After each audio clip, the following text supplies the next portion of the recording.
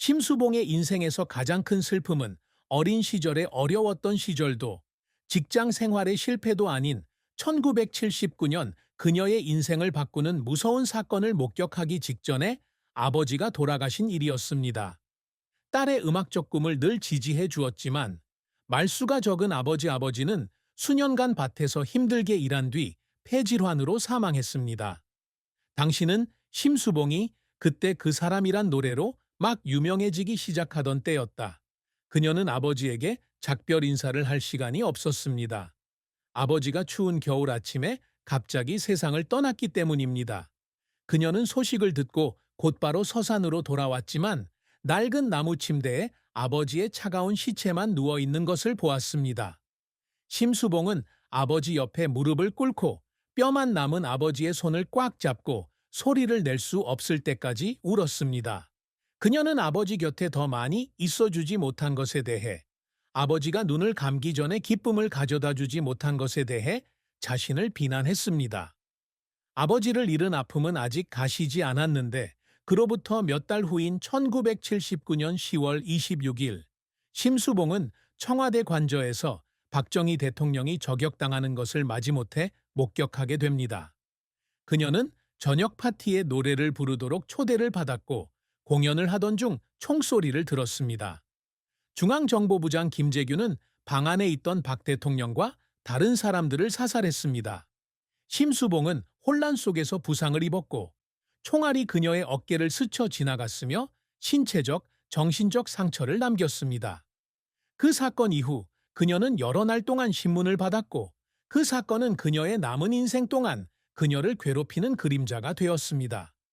그녀는 어느 인터뷰에서 그 운명적인 밤 이후로 아버지를 잃었을 뿐만 아니라 순수함과 삶에 대한 믿음까지 잃었다고 말한 적이 있습니다. 그 슬픔은 가족을 잃은 슬픔과 끔찍한 기억의 조합으로 그녀 마음속에 가장 깊은 상처였고 그녀가 조용한 그림자처럼 안고 있던 고통이었습니다. 심수봉의 선수 생활은 영광의 정점과 실패의 심연을 오가는 기복이 심한 긴 여정이었습니다. 그녀는 1978년 TBC가 주최한 음악 경연 대회에서 우승하면서 프로 가수로서의 경력을 시작했습니다. 그녀는 맑지만 강력한 목소리로 빠르게 주목을 끌었습니다. 1978년 발표한 노래 그때 그 사람은 그녀의 이름을 새로운 차원으로 끌어올리며 한국 트로트 음악의 고전이 되었다. 1980년대는 심수봉의 전성기였다. 그녀는 서울의 큰 무대부터 시골에서의 콘서트까지 쉬지 않고 공연을 했습니다. 사람들은 그녀를 슬픈 노래의 여왕이라고 부르는데 그녀는 이 칭호를 자랑스러워하면서도 압박감을 느낀다. 그러한 성공은 쉽게 이루어진 것이 아니었습니다. 심수봉은 유명해지기까지 수많은 어려움에 직면해야 했습니다. 처음 시작했을 때 그녀는 종종 서울의 작은 카페에서 노래를 부르며 생계를 이어가기 위해 약간의 돈을 벌었습니다. 그녀는 방을 빌릴 돈이 없어 공원 벤치에서 잠을 자기도 했습니다. 그녀는 한때 그녀의 목소리가 너무 슬프고 충분히 밝지 않다는 이유로 한 프로듀서에게 전면적으로 거부당한 적이 있다. 그 말은 그녀에게 상처를 주었지만 그녀는 포기하지 않고 밤낮으로 연습했습니다. 어느 날 그녀는 축축한 빌린 방에서 목소리가 쉰 채로 노래를 불렀고 거울을 보니 지쳐서 눈이 빨갛게 충혈되어 있었습니다. 그녀는 육체적 고통 때문에 울은 것이 아니라 아버지가 믿었던 꿈을 결코 이룰 수 없을까봐 두려워서 울었습니다. 심수봉의 경력은 많은 성공에도 불구하고 실패로 인해 훼손되기도 했습니다. 1979년 암살 이후 그녀는 이 사건에 간접적으로 관여했다는 이유로 한동안 대중의 외면을 받았습니다. 많은 프로듀서가 그녀와 함께 일하기를 거부했고 그녀는 일시적으로 공연을 중단해야 했습니다.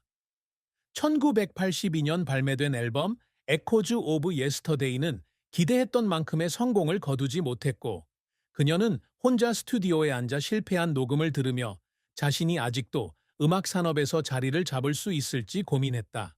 그날 밤 그녀는 마치 온 세상이 자신에게 등을 돌리는 것 같은 느낌으로 눈물을 흘리지 않았습니다. 하지만 심수봉은 쉽게 포기하는 사람이 아니다. 그녀는 1985년 밀리언 로즈라는 노래로 돌아왔고 이 노래가 그녀를 다시 정상에 올려놓았습니다. 그녀는 온 마음을 다해 노래했고 청중은 그것을 느꼈습니다. 그녀의 노력은 노래하는 데서 그치지 않았습니다.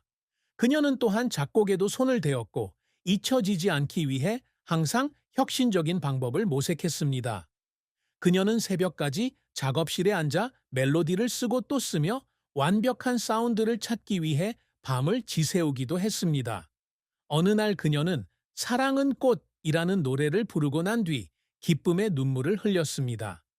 마치 과거의 그림자를 극복한 것 같은 기분이었기 때문입니다. 그녀는 70세의 나이에도 여전히 열정을 다해 일하고 공연을 하고 있습니다. 심수봉에게 음악은 단순한 직업이 아니라 삶에 맞서는 수단이며 슬픔과 희망을 표현할 수 있는 공간입니다. 심수봉은 명예나 돈을 쫓는 사람이 아니다. 그녀에게 있어 가장 큰 업적은 상이나 음반 판매가 아니라 음악을 통해 청중의 마음과 소통하는 능력입니다. 그녀는 어린 시절부터 시간의 경계를 초월하는 노래를 만들어서 청취자가 어디에 있든 그녀의 감정을 느낄 수 있기를 꿈꿨습니다. 그녀가 가장 자랑스러워하는 업적 중 하나는 100만 개의 장미라는 노래인데 그것은 유명하다는 이유뿐만 아니라 수백만 명의 사람들의 기억에 남았기 때문입니다. 그녀는 한때 이렇게 말했다. 저는 온 세상이 저를 알 필요가 없습니다. 저는 그저 제가 노래할 때 누군가가 덜 외로움을 느끼기를 바랄 뿐입니다. 심수봉은 음악 외에도 다음 세대를 위해 유산을 남기고자 열망한다.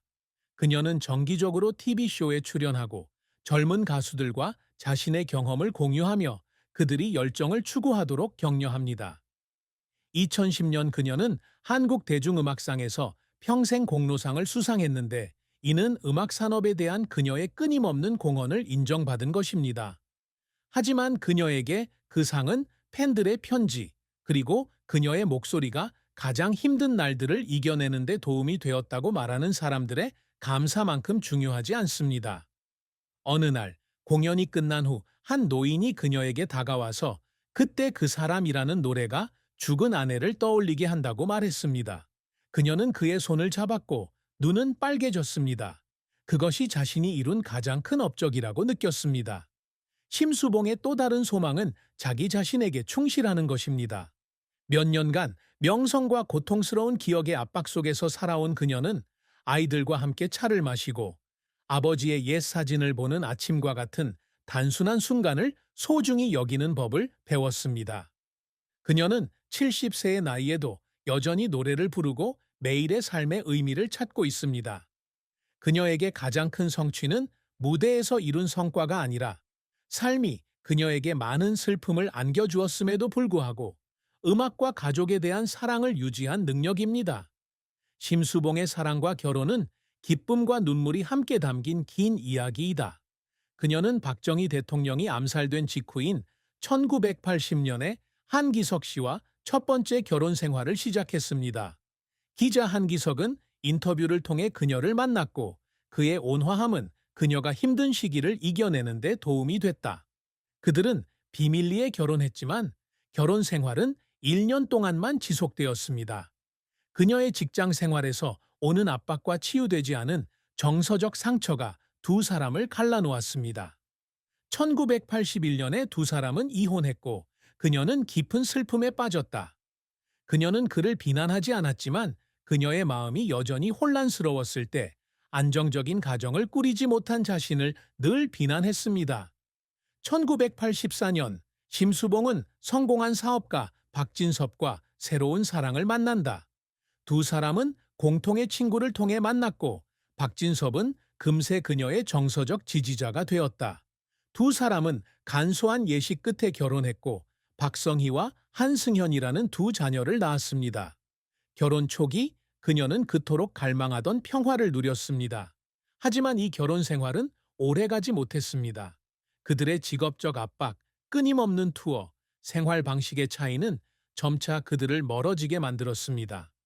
1992년에 두 사람은 이혼했고 이번 이별은 그녀에게 처음보다 더 큰 고통을 안겨주었습니다. 그녀는 한때 가까운 친구에게 가족을 행복하게 만드는데 실패한 것 같다고 말했는데 그것은 그녀에게 잊을 수 없는 슬픔이었다. 심수봉은 1993년 음악 프로듀서 김호경과 결혼했다.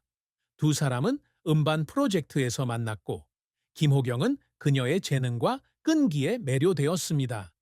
그들은 결혼하여 김규현이라는 아들을 낳았습니다.